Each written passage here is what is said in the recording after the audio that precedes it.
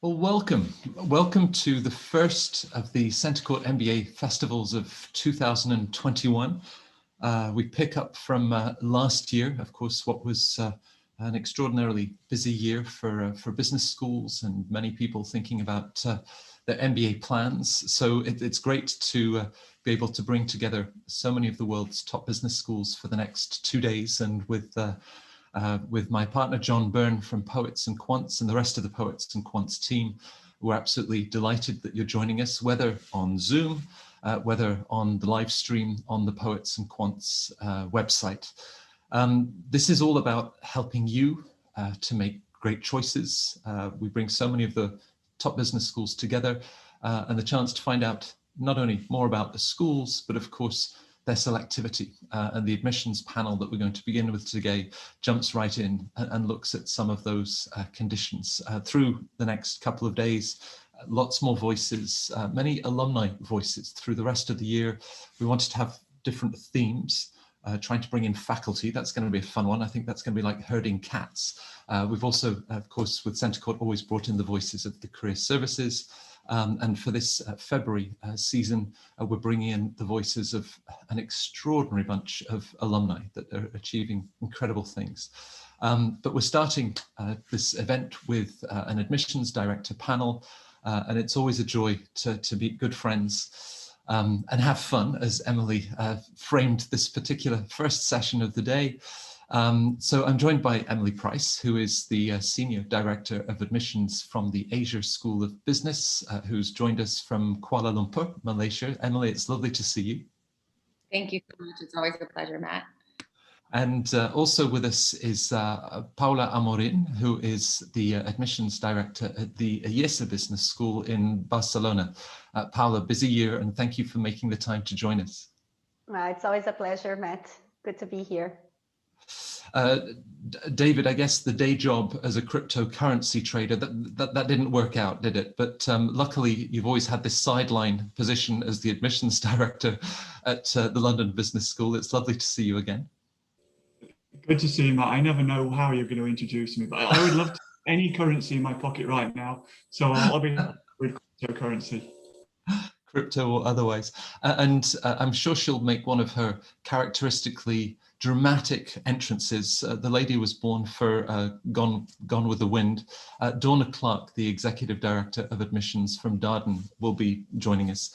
Now, we're in this very interesting phase for all of you that are bringing in an incoming class, but of course, all of the work that you did last year, working through the pandemic. You must have so many questions that you get and your colleagues in the admissions team. So I thought we'd just sort of start and talk through the last few months since we all met at Centrecourt in October, and sort of both demand, intake. Emily, starting with you and Southeast Asia, that might have more of a grip on things. I think you've just welcomed your international students last week. We've just started, yeah, so that was a pretty exciting moment for us. They spent the last semester online, the international students, so getting to welcome them to Malaysia was really, or is really exciting, and that'll be kind of ongoing over the next couple of weeks. Yeah, I think as a whole, we had a really, we actually had an amazing admission cycle last year. So we had our largest enrollment to date, obviously as a young school looking to grow the program. So we saw about 54% growth in enrollment.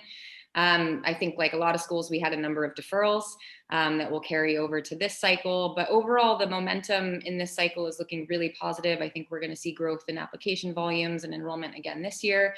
And on the whole, feeling really positive about how kind of Malaysia and Asia are handling the pandemic. So looking forward to hopefully an in-person start in the fall this year. That's our intention and our hope, and it's looking quite likely given that international students are now allowed to enter the country. So yeah, I think as a young school, our message is resonating. I think people are seeing opportunity in Asia, so we're feeling pretty positive. It must be that a lovely moment when you, through the admissions process, you know, you really get to know these individuals, their backgrounds, their accomplishments, but to actually then meet them in person. Do you ever then have any unexpected surprises? Oh, always. I mean, it's definitely one of my favorite parts of the job, right? We end up recruiting people sometimes for 2 years before we end up meeting them, or if not longer before we meet them in person. So not a necessarily a crazy story on hand, but I think just one of my favorite parts of the job is kind of seeing people through that whole process, then getting to welcome them to Malaysia, but then also getting to kind of maintain that relationship while they're here. We have a very close-knit community, so getting to stay, in close contact with them throughout their kind of whole MBA journey is fantastic. Right. But Paula, we live in such uncertainty. We take it not even months at a time or weeks at a time. We take it one day at a time at the moment. But the idea of investing in yourself, going back to business school has always been made great sense. So you're seeing that in terms of demand for the MBA at Eesa? Yes. So last year was already the record year for applications at ESA. We are seeing the same level or a bit above in terms of applications. Let's see how things are going to go. I know that the market is really, really heated, right? So we have candidates applying for more schools, and so there is an increasing interest. I think that the crisis usually do this to the MBA industry in general, right? It is an anti-cyclical industry. So whenever there is a crisis, there is an increase in applications. And I think it is because the opportunities in the market are just probably not there or frozen. So people tend to think that this is a good moment to take a break in their careers and then invest in themselves. And to be honest, I think that this the current situation is teaching us that there are a lot of skills that we didn't have that now we do, and that we need to develop so we can thrive in our careers, right? And I think that an MBA is a good way to do that. So I think it's a combination of the crisis and the type of crisis that we're having that makes the MBA even more interesting. Now, you've got a wonderfully experienced and thoughtful, dedicated admissions team at Eesa. How do you navigate this sort of heated conditions that you're describing, where application volumes are up so high, and ensure that you still achieve balance? I mean, could you not have filled the class in round one and said, right, we're done, off to the beach in Barcelona? That's a very good question. Well, to be honest, Matt, we take very good care of the people that we bring in, right? Our admission process is a very, very high touch. I even had a feedback from a candidate today saying that, because in the admissions committee at the ESA, we are all alumni, right? So I'm alumna from the class of 2016. I have another 3 people from my class, actually, 2016, 2015. So we are very picky with the ones that we admit, because at the end of the day, if we admit them into the MBA, they're going to be part of our alumni network, right? Sure. So we want to make sure that the people that we're bringing are in line with the values that we have at the school, with the type of people that we want to bring, right? And in that sense, we didn't have enough people to fill the class under those criteria in the first rounds, right? So now we're processing round 2, and let's see. And all the way through, I'll be talking about those that are still applying for September versus those looking further ahead. David, when we last had a Centrecourt panel together, I think that you'd needed an extra week after round 1 to process all of those applications and get interview invitations out to everybody. Has it been very similar with that early January round 2 deadline that you had? Yeah, it's incredibly busy. So we're up on last year, which is pretty much our busiest year. So we managed to not change the deadline, which we're really proud of, because it was we're seeing big growth this year again, and the quality is good. So it's not been easy growth to deal with. It's not quick decisions negatively or anything like that. But we will have to sort of think next year, is this what it's going to be every year, and see how the dates work out. Good problem to have. I'm very happy with it. It is interesting though, because I'm naturally quite pessimistic in life. So I always think, well, what if this, and maybe this?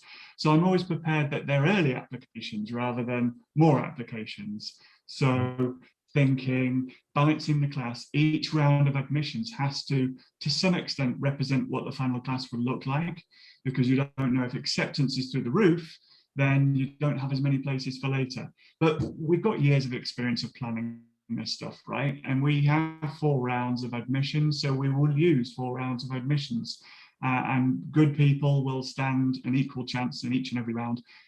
Well, the best people will anyway. So yeah, it's another complex year, but I feel like we've built up some experience from last year of working in this incredibly ambiguous, challenging environment where we weren't really sure what was going to happen next. So we insulated ourselves well, and it's going so far. So yep, happy and busy would be my summary of these past few months.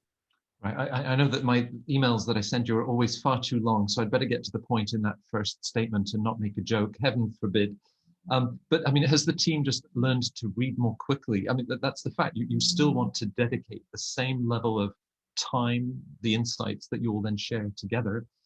So more applications, just lots and lots of reading, I'm sure.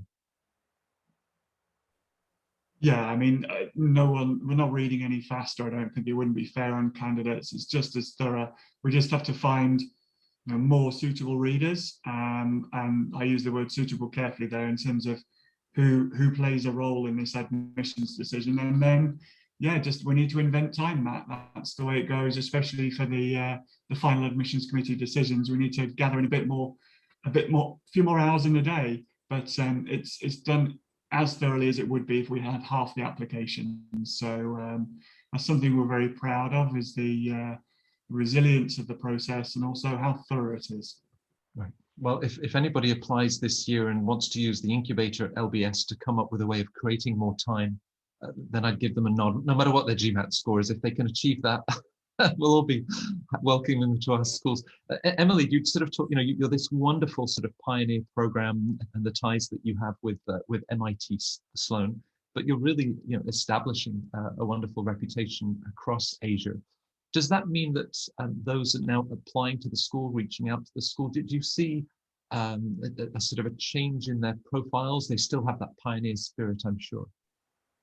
Yeah, I think generally the message still resonates with a certain profile, a certain type of person. But I think the word is spreading about ASB, so that potential candidate pool is certainly expanding. We're seeing a lot more interest. But I'd say, people with that kind of frontier mindset, that appetite for risk, people that are looking for a kind of unconventional experience and really want to be on the ground in Asia, those are absolutely still the types of people that, are interested in our program. So that's been reassuring. I don't expect that our value proposition is going to necessarily change anytime soon. So I hope that we continue to just broaden the pool of interest of people that are aware of our school and that, what we're doing is something that they're interested in exploring. Right. And Paula, of course, you're always going to attract the talented consultants, bankers, engineers. Given the pandemic and external conditions, are you seeing a sort of a resurgence of new profiles or perhaps industries that have been particularly hard hit and people thinking this is a great time to go back to business school? So we've always had like an interesting and a very balanced mix of different industries. Yes, we do have the consultant and bankers because in terms of MBAs, they're everywhere. But if you see the diversity that we have at IESE, it's not only in terms of nationality, it's also in terms of background, right?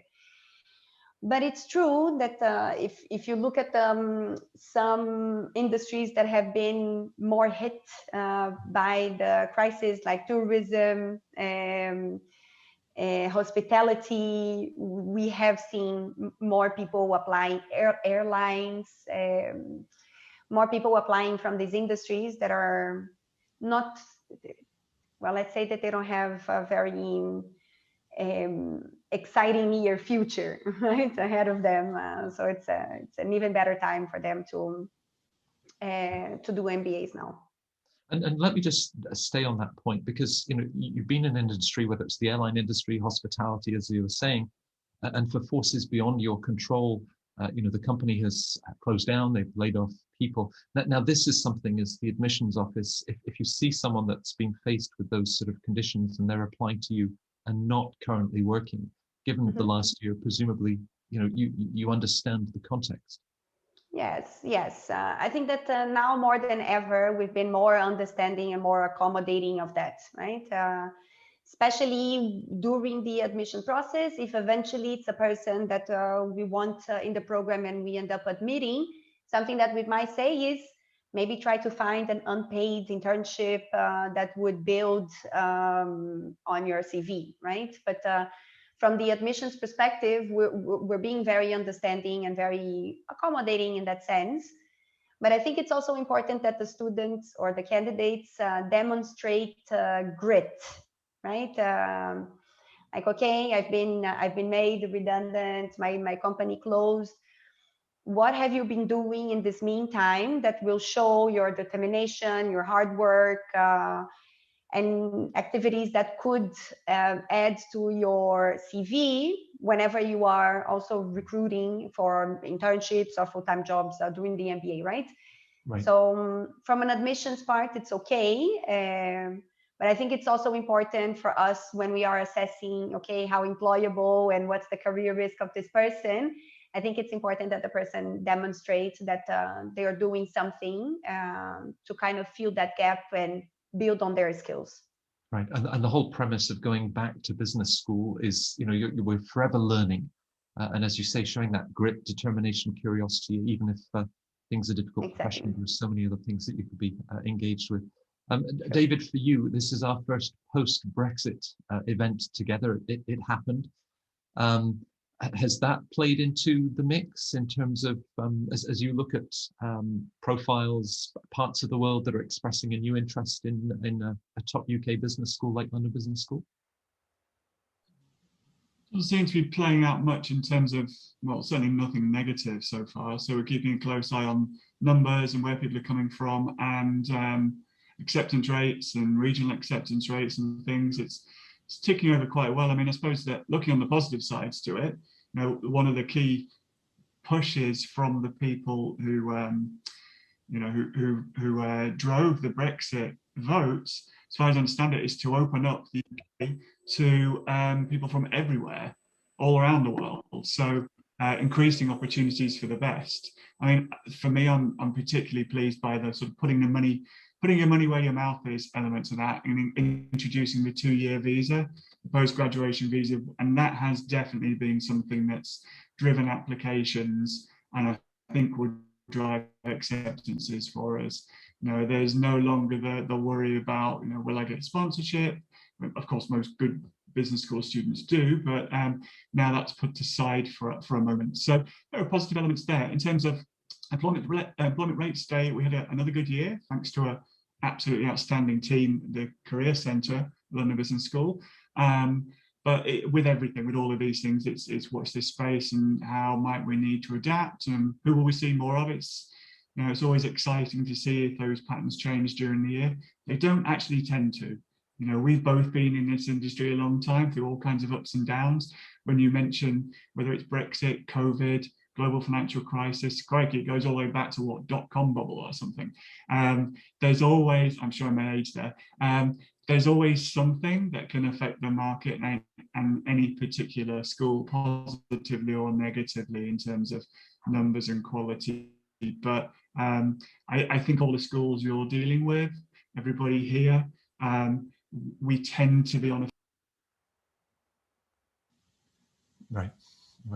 Well, welcome to Whitney, who joins us from Darden and the University of Virginia. Whitney, as you know, we've got panelists with insights from the UK, from Spain, from Malaysia, and we just started the panel just with a sense of what the last few months have been like, and as you're looking at the intake at Darden for September. I think you also, when Donna was with us at the last Centrecourt, she talked about a new January class start and welcoming them in. So perhaps we can just jump straight in.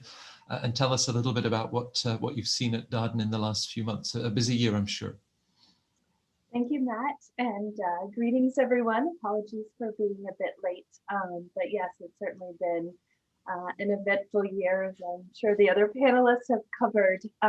So at Darden, with the class of 2022, we did have 2 starts. So the typical August intake, and then we announced last spring the January intake, so our January start students. So at this time, we do not anticipate having another January start. So we are recruiting the class of 2023 to all begin in August. We've been delighted just with the applications we've received. We're pretty far into the admission cycle with 3 rounds already behind us. We are in the process of Yeah, exactly. We're in the process of reviewing round 2, and we'll release those decisions next month, but we do have a final round coming up. So still time to apply in this admission cycle. You know, the quality of the candidates has been quite strong. You know, we interestingly had sort of been anticipating seeing a lot of candidates maybe seeing their professional paths being upended or impacted by the pandemic, but you know, and some people certainly have been furloughed or laid off, but generally have been pretty impressed to see that most people have maintained their work, or you know, been able to even make a pivot during the pandemic, which is always sort of interesting to see these opportunities that present themselves. But yeah, all things feel good, and you know, good momentum. I think the current students are doing well, all things considered. You know, it's certainly been a strain in terms of what they expected and what it is. But everyone has been sort of creative and innovative in terms of how do we make this the best possible experience for the students, and certainly, you know, supporting the staff and faculty. So hopefully that's what you were looking for, Matt. Absolutely, it's a great start. You just jumped right in. David had mentioned sometimes the political or the economic backdrop, financial crisis, and other events. When the 2 of us watch The Crown on Netflix, it's like the whole of our socioeconomic childhood unraveling in front. I won't tell you which season, but certainly as we watch that. Now, when we had the last Centrecourt, I think we were 3 or 4 weeks away from the US presidential election. We now have a result. There's a new team in the White House. Does that change things, do you think, in terms of perhaps particularly the international applicant pool that is now looking at the US and maybe feeling more confident about H-1B visas? I think so. You know, I saw some GMAT data recently showing that there is, I think, sort of more optimism now in terms of that ability for international students to be able to get their visa. You know, from what I'm hearing from our career team and the internship and full-time for graduating students, you know, looking very good in terms of opportunities there. So definitely feeling a lot more optimism as it relates to visa opportunities to work in the US. Right. Well, that's going to keep you busy. Emily, talk us through your admissions cycles. You know, Whitney just mentioned that they still have a round ahead, and for those that would like to start in Charlottesville in September, what is your typical admissions cycle, and therefore, you know, opportunities rounds still ahead of our viewers if they want to go to business school in the very near future?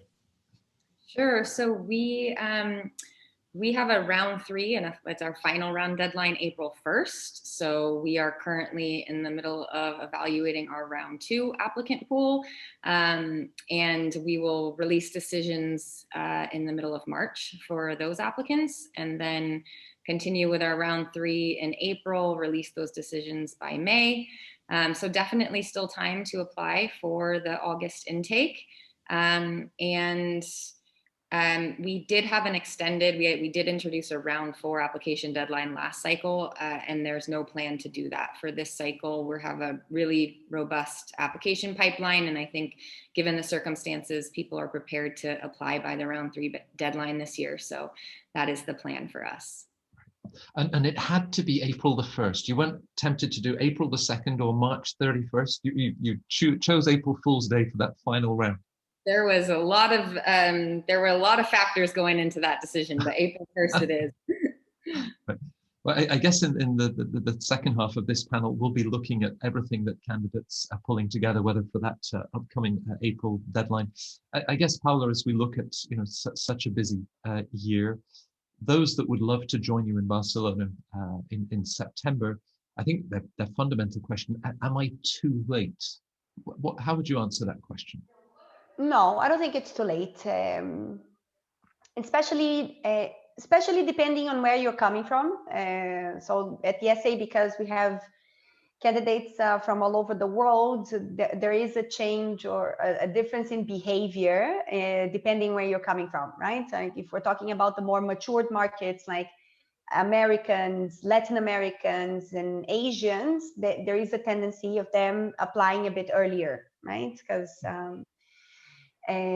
but then if you're talking about other candidates like Europeans, Middle Eastern, and then Africans, also from other countries, but mostly these are later applicants, right?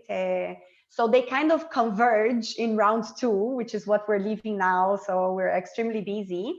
So the round 2 is the peak. But we do expect, especially certain demographics and nationalities, to apply a bit later, right? There's always the matter of visa. So depending on where you're coming from, if you need the student visa to come, if you leave it for the last round, which is in May, it might be tight. Although last year we proved to ourselves that it's possible, no? But it basically meant spending my summer chasing consulates around the world so the students could have their visas in time. And last year, we also postponed the on-campus start by 1 month. So instead of starting in September, we started in October. And it was the best decision that we made because a lot of the students got their visas over September, right? And then most of them were here. I think like maybe 10 people out of 350 were not on campus by October. Right. But I would say that no, it's not too late. Even if you're coming from these more mature markets that I've mentioned, there's still it's still time to apply, and we have a round coming up on March 10. I'm sure you must be a household name in the embassies and consulates around the world. It's Paula Amelin. She's on the phone again. She was on the phone on Monday, Tuesday. She's back. Just give them the it also visa. demonstrates the lengths that all of you go to, to bring in that class, and not wanting visas to be that hurdle that makes it too difficult. David, you talked about your pessimism. I just think about it as sort of a natural, cautious nature.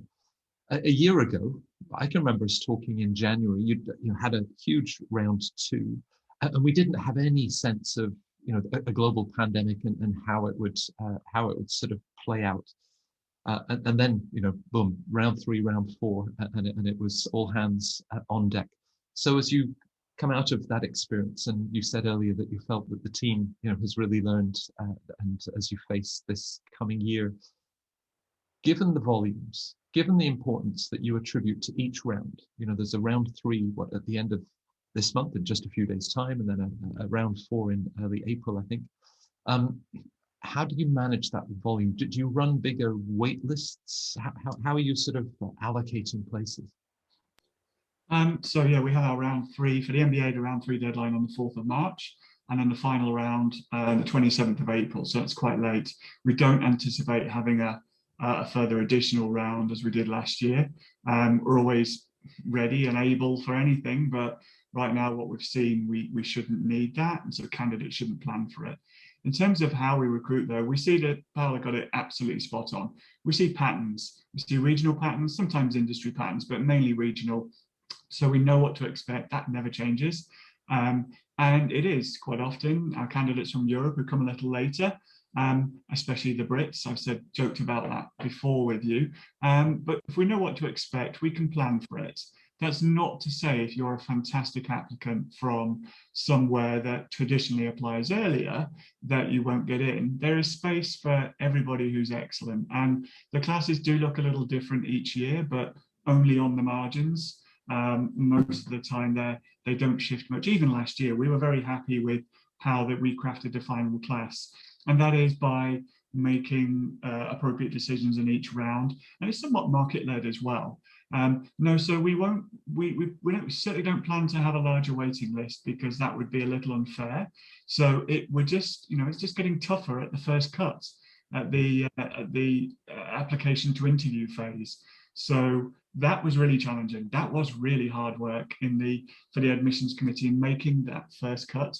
Some really great people who didn't make it to interview, never mind getting an offer, which kind of makes you sad when you think, listen, I would love to admit some of these people, but it's the way it's got to be. We have to think about the alumni time that is spent interviewing candidates, and then the realism of somebody actually being made an offer later on. If we doubled our number of interviews, it would affect that, and I just think it wouldn't be fair on everybody. So what we do is just adjust that cut point there and go from there. We'll have a wait list, we always do, but we try and be thoughtful about how big that is and who's on it, and how we use it. We always have. It's been bigger in the past than it is these days, which are something we're quite proud of. It doesn't mean you'll get a place or not being on the wait list. There's all kinds of different factors that may place you there. But yeah, our cumulative years of experience in managing this business means that, generally speaking, we can pluck people out at different times and make space. Right, and you talk about sort of demographics, industry profiles. You have the white guy in finance, someone at the Big Four, the IIT Indian male engineer. I mean, round 4, to be candid, it's going to be a squeeze for them. No, you'll already have plenty of Deloitte and EY profiles, people that work in finance. So, I mean, David, round 4, is there hope for a profile like that? I think you have to be very careful on that with the idea of profiles and individuals. If you have a thorough enough admissions process, you can pick up on the personal side of things as well as the profiles. So somebody who might look quite vanilla in terms of profile, and you've described a few different things we see very often there, could actually, as an individual, be outstanding. So I'm always mindful of that as we're going through. But yeah, there are different typologies that perhaps fill up as we go through the year, but it's not quite so clinical as that. I think if you're dealing with the big numbers, yeah, you're correct. We might have seen this batch mainly coming through, and perhaps some of the quirkier admits come later on in that final round. But other than that, I don't really think it operates too strictly quota-wise like that. There's enough points in the process where people can show themselves to be super interesting, and frankly, then it doesn't matter, whether you're from the Big Four or whether you've run your own startup. You still have to have what it takes as an individual to be right for the class. Sometimes it can be surprising. And sometimes, again, this is an interesting point, sometimes candidates surprise themselves. They think, how do I differentiate myself? Actually just be a bit more relaxed about it, be you, and if you're right for us, you'll shine through. Right. Yeah, no, I mean, your point, none of you work with labels, and just to sort of stop at a company or a job title, you're digging and looking at so many more elements, whether things that they achieved at university, at undergrad, or volunteer work. There's so many different threads of this story. Whitney, I'm sure, with Darden, applicants that will be applying to you as one of the top US schools and others, does it shout out to you in the application, they've really taken the time to get to know our school, they know our sort of case method focus? Can you always tell in an application when someone's really taken the time to get to know you? A great question, Matt. And I think especially right now, where we are not able to welcome students or prospective students to campus, or what we call UVA grounds, It's becoming a little bit harder, but also finding ways to be creative around how do we engage, how do we help share about this experience, how do we provide many different ways for prospective students to get to know us. I would say, sort of in general, an applicant that has a strong sense of who they are, why they want their MBA, why they're interested in, our particular programs. I think that can really come through as they present themselves in their application and certainly in the interview. We have, lots of different ways that prospective students can get to know Darden, from, coffee chats, individual one-on-one conversations, lots of webinars, and we've been introducing shortly a new faculty series and mock cases, things like that. So there are great ways that we are hosting to provide these opportunities. But I'm always amazed, just sort of the power of connectivity, whether it's LinkedIn or, other networks where, prospective students are very resourceful in terms of how they're able to find out and connect with alumni, connect with current students. And so I think that, again, there's so many ways that you can do that, sort of formally and many more informally. And I think that all of that matters in terms of helping for a prospective student, helping you all think about what experience you want, where you're going to have the best opportunity. This is such a big investment of your time and your resources. And so, we encourage and want to help you figure out, what's great about our unique schools. What is this experience like, so that you can figure out, where will you do your best work? Where will you be most energized? And it does come through in the application process. And so, don't just do it to do it, but do it for yourself. And then I think you can really authentically present yourself and why you think you'd be a great Darden student or wherever that may be. Right. I'm reminded of the former Dean, Bob Brunner, and those coffee chats he would hold on a Friday morning. And of course, students that would come up and say, I've got these different job offers. And he would always hold this mirror up to them and say, where can you do your best work? Which is a great question. You totally called me out, Matt. That is, I definitely, that is a Dean Brunner-ism. Well, it was in your mind and it's stuck in my mind. It's a great comment, and perhaps Emily is a good insight for any applicant as they think about the Asia School of Business, how Southeast Asia might then sort of pivot their career in an exciting new direction. You talk about so many opportunities in Asia. So, beyond those solid academic credentials, you want smart people. They need to be able to handle discounted cash flow, everything else that you'll throw at them in the program. What are you looking at in terms of, fit with the institution, aspects of their personality? We talked about, the pioneer spirit. Is that something that you're looking for? Absolutely. So we often refer to this as kind of frontier minded, right? People that do want to be on the ground, kind of rolling up their sleeves, getting their hands dirty in Southeast Asia, in emerging markets. Part of the, I guess, value propositions, or one of the main characteristics of our program, are these action learning projects. So every semester, our students are working on a project with a company across the region.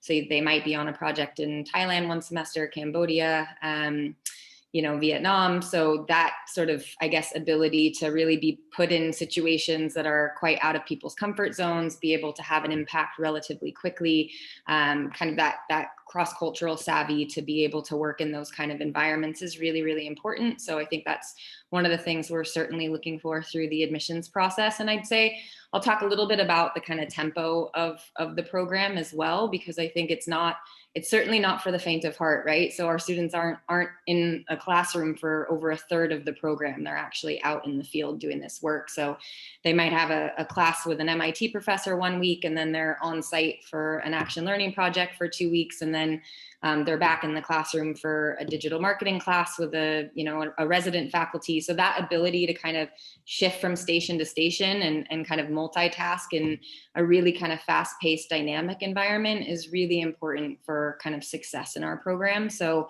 we're sort of looking for evidence and markers of the ability to kind of work in that sort of environment through the admissions process. And I think definitely a level of, humility is kind of embedded in everything that people will transform in our program, and there really has to be a willingness and an openness to do that. So we're kind of looking for, it's a certain mindset, certainly, that we're kind of, vetting through the admissions process in that sense. I would say those are some of the key things that we're looking for in terms of program fit. If I ask any of you, what makes your school special, this panel could probably run until that 10 p.m. curfew in Spain, Paula. So if you brought it down to one thing, because we'll talk about how candidates can differentiate themselves, but if we think about a key differentiator for the schools, one thing, heart or head, that comes to mind for you for IESE, what really makes the school stand out? Okay. So if I have to pick only one, Tough, huh? I think it would be our mission, right? And how we approach business. We have a humanistic approach to business where you put people in the center of every executive decision that you have to make. And the mission of the school is to change the world by forming leaders that would be socially responsible, ethical, that want to have a positive and lasting impact in the world, right? So I think that that has a lot of implications and a lot of ways for us to get there. Like the case method is one of them. A very collaborative culture is another one. The fact that we are in a very diverse and multinational environment makes the experience even more enriching, because you really build that global mindset. And I think that the framework in your mental framework becomes more complex and more robust because you are exposed to different realities and different way of thinking. And I think that helps even more build that special eye to people whenever you have to make a decision, right? Thinking that we're forming leaders that will have to factor into the equation the impact that has in society, not only the company, right? So I cheated and included other factors, but I think that the humanistic approach to business is would be our number one. Yeah, they all feed into that mission, so natural. Yes, exactly. David, you started your career at London Business School in the mailroom in those days when people would send in their applications, right, by mail. But you stuck it out. You're still there. You've always worked at London Business School.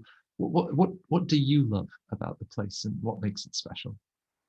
I'm not even joking there, actually, because that was my first job at the school when we were still on paper. But this is quite an easy one, actually, in terms of what makes us stand out or what attracts people. I think I'm going to echo the words of the Dean and say it's the word curiosity. So people coming in who are interested in others, interested in the world, interested in having an impact. He talks about impact squared and the impact on the way the world does business and the way that business impacts the world. But I'm bringing it back to that curiosity world. People who come in who genuinely want to be inspired by others and genuinely, naturally inspire other people themselves. So, and that's not without effort. It's their profile, their experiences, their personality. Stick enough of the right people together and inspiration will happen. But everybody has to be curious going in and has to want to learn from every different aspect, whether it's great faculty, fantastic peers in the classroom, or the location. London does us proud for that. And in terms of creating or satiating that curiosity. But that's the word I'm going to pick out. Right. Now, Paula spoke about a sort of a mission and a value system and how that would align with candidates. Emily talked about the frontier spirit. How do you identify curiosity? In in terms of identification, and this I think points in the admissions office to say, yeah, I mean, curiosity this person sort of shines through. A lot of that I think comes from the interview. I think when we're looking at who to select for interviews, we're looking at profiles, we're looking at something I call sort of balanced aspirations, where people have a sense of ambition, but realistic ambition, that they stand a chance of doing what they think they want to do at this point in time. We know it changes, and they've researched it as well. So that gets them to interview. At interview, that's, I think, where we can see the energy, the curiosity, the humility is a great word mentioned earlier, because that, I think, is an indicator of curiosity as well. So it comes from that personal interview and whether people click and whether they show the kind of attributes that we're looking for. And that's why most if not all of our interviews are taken by alum who've been there and done it, and they want to continue this culture that they helped create over the years. So although it shifts and economy shift and power shifts, the type of people coming through, I don't think they've changed that much in my time there. And that's planned. That's because we love the students we got in 1999, and we're still loving them today, however many years later. I feel really fortunate on this panel. I don't know if that we designed it this way, but as I think about your 4 institutions, where they are, course length, that the institutions themselves, the students that you attract, I mean, you all have such a distinct, you all offer a world-class business education. But so Whitney, perhaps just I'll turn to you, and what you love or really makes the Darden Experience stand out. Yeah, so many things that my colleagues here have touched on really resonate, but to sort of speak to the Darden Experience, what makes us unique, I think certainly the people, and then this immersive experience that we all have. I've really been struck, during my time and getting to know so many prospective students and working with them through this very intentional decision that it is to come to Darden. Certainly picking up your life wherever that may be, all over, students coming from all over the US and all over the world, and coming to Charlottesville, Virginia, knowing that they're going to have 2 years here. This very immersive, high engagement learning that is largely, the case method of instruction, but also experiential learning through consulting-based work, seminars, action-oriented, very intentional in that learning. This is a place where you're expected to be all in, and that's what makes it so meaningful and so fun, and at times challenging, but so worthwhile. These 2 years, building such a strong skill set, building an incredible network, having phenomenal opportunities, after you graduate. I think all of those things are really a part of it. But if I had to sort of hone it in, it is that really immersive experience in the classroom and outside of it. We're a big believer in student self-governance, getting involved, being a part, sharing your talents as you continue to grow through this experience. David talked about using alum in the interview process because, of course, they know the institution, they've had that experience, things that they're then looking for. A Darden alum who said to me, hey, by the time you've done 320 cases, you're ready to land on your feet anywhere. And I guess in the world that we live in right now, that's that's going to be something that recruiters are certainly looking for. As Renée Zellweger said to Tom Cruise in what is it, Jerry Maguire, you had me at hello. But Emily, when you start with a person's resume, with their CV, where do you start? That fun stuff down at the bottom, or do you sort of work your way down?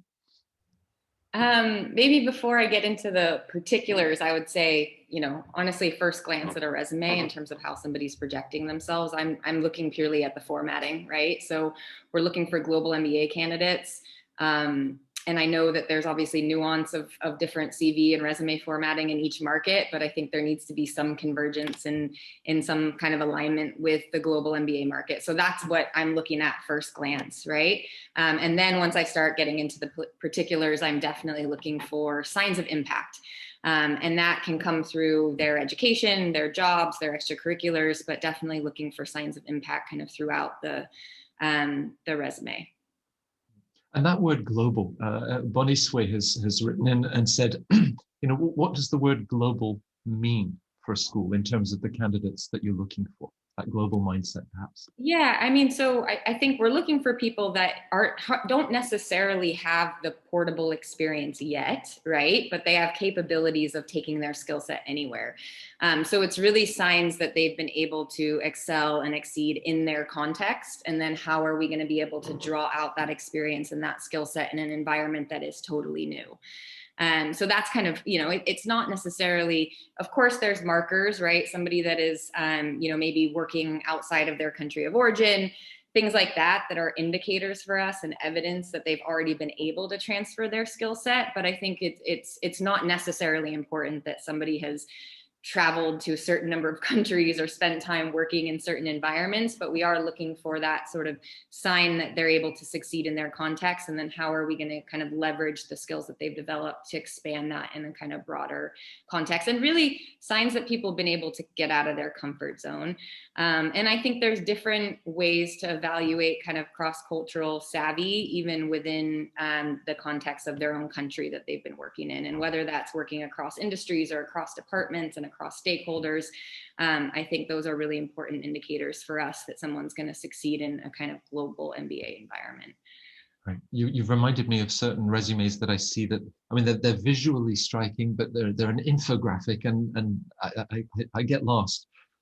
With all of that, Paula, and how it captures, where you studied, dates, companies you've worked at, job titles, leadership experiences that you've had, you then give the candidates the opportunity to share their voice in the essays. And for a school that has placed, its mission at the heart of the institution, they shouldn't be worried about, what does Paula expect me to say? It's really, their chance to be themselves and share their authentic voice. Yes. So the essays are extremely important for us, and with the way that we've done, we did it in a way that we're trying to touch the most important points of the person's profile, right? The first one being a more personal. So this year we have, what's your life motto and why? So we're trying to understand what type of person the candidate is, what's important for them, what's their priorities, how they live their lives, so this is the first one. And then the next one is about career and how can ESA help them get there. And in the career part, it is important. We know, I'm an alumna myself. I know how applicants, sometimes we don't have idea exactly what we want to do. But I think it's important that the candidate shows that they've done their homework, right? They've reflected, they've weighted the pros and cons, they have plan Bs. This is so important. Sometimes you're going for a very traditional path, right? And it's there's not that much. If you're a former consultant from a smaller company and you want to go into McKinsey, Bain, BCG, it's almost obvious, right? So there's not that much explanation that you have to do. But if you're going for something that is very bold and there has not that much connection of what you were doing before, well, the likelihood that you're going to get that is a bit lower. So we want to see if you factored any plan Bs. Okay, so if this doesn't work, what you're going to... so I feel that this reflection on, okay, so I want consulting or I want consumer goods, what are the companies that you're looking at? So mean it, no? I think that it's important to do the homework and bring solid arguments on this is what I want to do, these are the companies, and this is why. We're not gonna force you to go into that. We don't, it's not that the Career Development Center say, hey, you put in your admission essay that you want consulting and now you're here in tech. But I think that the process is important, and at the end, it's not wasted, right? Because you've walked some steps towards one goal, right? And that's very important in the MBA, because it's not that you're going to have the whole time of the MBA to think what you want to do, right? The recruiting train passes very fast. So you start classes in August. In October, November, you're already submitting applications for consulting and banking. So you don't have that much time to reflect while you're in the MBA. So it's important to do that before. And then I think that what you've mentioned, Matt, what Paula would like to hear, I think that there's another way to look at that, right? I don't think that you can ever guess what we want to hear. And I think that that's actually a mistake that the candidates make. They're like, I think I know what the SA wants to hear, so I'm going to say this. You don't know. I'm the one to decide if what I like, if I like what I'm reading or not, right? So that the best advice is just to be genuine, right? I think that researching the schools well, so you can make genuine links between what you are, who you are, and what the school is, right? Instead of like assuming what they want to hear, but doing this genuine links. I think that this is the best way to go, and this is what we want to hear in the essays, right? Right. So there are the essays at the heart of the application, but David, more applications means more letters of recommendation. And this is not just a throwaway, well, I'm sure they were enthusiastic and said good things. I'd like to draw in one of the questions from our viewers, Ashley, and who may well be company sponsored applying. And just very quickly, is that something that you view positively? Obviously, it's not mandatory, but letters of recommendation and how they can really reveal a person. So perhaps we can frame it in terms of, if you're about to sit down with your recommender, what advice, or how would you encourage the applicant to frame that conversation with the recommender? Okay, so I mean, this is important. If we ask for recommendation letters, then do your very best with them. But how can you do that when you don't control it? You're not writing it, or you shouldn't be. Yeah, it's all about that conversation you have. Number one, do it in plenty of time. Now, this is probably the first bit of the application you should do, because it's not dependent on you submitting, very late the evening before the deadline. It's like, give the person notice. Choose wisely, choose people who know you. We prefer it if it's a line manager, but if you're not telling your boss, which is fine and very common, then it's not going to be your line manager. Find somebody else, but make sure they know you in, for us, a professional capacity. Make sure it's recent, or if it's somebody from further out that you've maintained close contact with. In the same way that Emily made a good point about judging a CV, about the formatting, we'll make a judgment call about your choice of people before we even start thinking about what they've said. Okay, so if you need to tell us something about why you've chosen someone, put that in the optional extra essay bit, or wherever it features in different schools. Sit down and tell them, walk them through the questions that are required, thank them.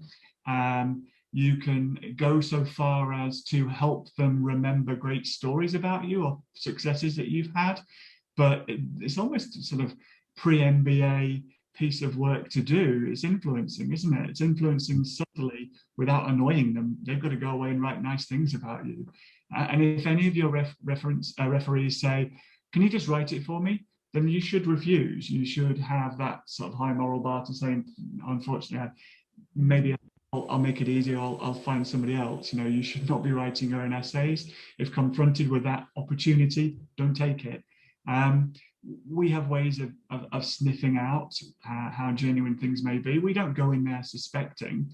But yeah, you want someone who knows you well, who's going to be very open, who's going to say things that you need to work on and improve, as well as the things you excel at. It's a bit boring to read all these glowing references where there's absolutely nothing bad, where the weakness question is answered really sort of mildly. I much prefer it when I've got a recommendation. It's like, oh, that's interesting. I wonder if there's evidence of that shortcoming somewhere else in the application. Saying that, I always warn my team to be careful. We have a question about what are the weaknesses, So don't list that on the alumni preparation interview form because we asked for it. You know, they've been forced into telling us what a weakness might be. So don't focus in on that when a third party, you know, when an alum interviewer is going to look. You know, if we ask for it, it's not the center of the reference. So there's tons we can use to look for them, but they have their limitations. You know, the third party view is useful to us, but it's background information in amongst everything else we ask for. Right. Now, honestly, I could talk with the four of you for so much longer, but it really is time for the candidates to talk with each of you directly. Whitney, I'm sure with Darden's GMAT policy this year in the individual info sessions with all of our viewers, you might get some questions on that. Perhaps Ashley can come back to David with the question about company sponsorship. Obviously, it's a great sign if a company is looking to support you and wants you back. But we're staggering. We have 2 schools each with 30-minute info sessions in the coming half hour. And then the other 2 schools, because we didn't want you to have to make choices. You probably want to talk to all of these people. So there are links for you to be able to join. And remember that this is a conversation. So if you're joining all of our wonderful panelists, do turn your video screens on for Zoom. You know, if we're all meeting in a ballroom in Kuala Lumpur, they get to meet you face to face. So, and be curious, great characteristic there. Be humble, be frontier mindset, that global images, but just enjoy these 4 wonderful admissions directors already with the insights that they've shared. I'll be back in an hour's time with alumni from other great schools, but to all 4 of you, to Emily, to Paula, to Whitney, and to David, lovely to see all of you, and thank you for such a great and informative panel. Thank you very much, Matt. Yeah. Thank you, Matt.